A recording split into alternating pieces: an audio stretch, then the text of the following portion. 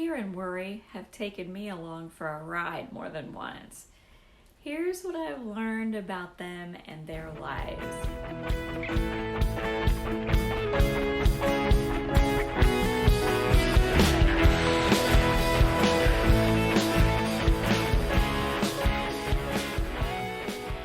Corinthians 10:5 says we can demolish every deceptive fantasy that opposes God and break through every arrogant attitude that is raised up in defiance of the true knowledge of God. We capture, like prisoners of war, every thought and insist that it bow in obedience to the Anointed One. Deceptive fantasies could also be translated as citadels of argumentations, which does include fantasies. You see, what we worry about could possibly happen. It's just that it is unlikely. Living a life filled with worst case scenarios or making contingency plans for situations that most likely won't happen can so fill our lives to the point that we stop living with the awareness of the presence of God that surrounds us all the time. Also, the word thought in this verse could be translated scheme.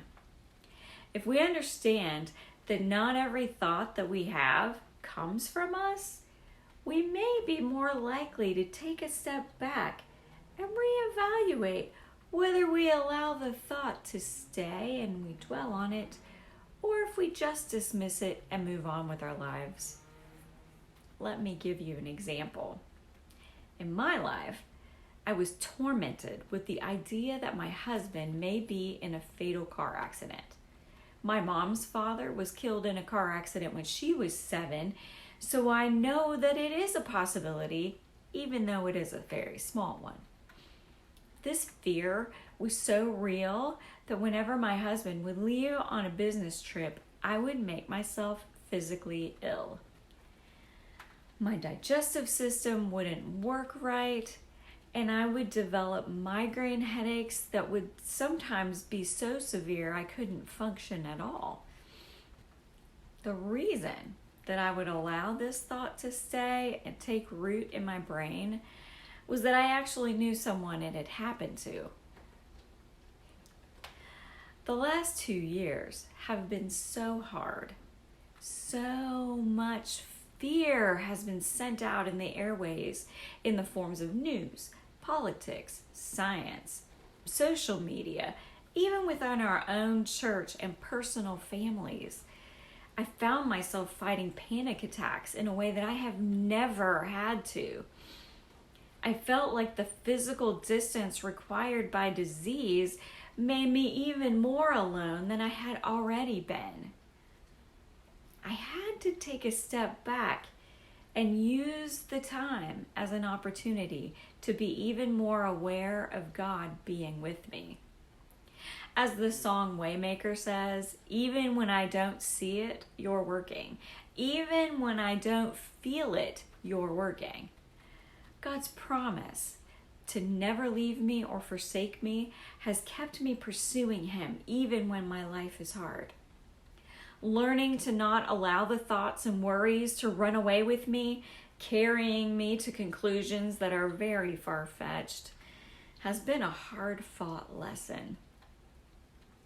The first step to making our thoughts obedient to Christ is to be aware of our thoughts. Taking a moment to think about what we're thinking can be very helpful. Then once we are aware of those thoughts, we can evaluate whether or not they get to stay. The first time we try to deny a thought, we might be surprised at how tenacious it may be. We have to be consistent in the practice, though. It gets easier each time. My prayer for you today is, Jesus, help us to be aware of our thoughts today and keep us accountable to take those negative thoughts captive and stop them in their tracks. Thank you that you never leave or forsake us, and that we can be even more aware of your goodness and presence. We love you, Jesus. Amen. Be blessed, beautiful bride. Jesus has amazing plans for you.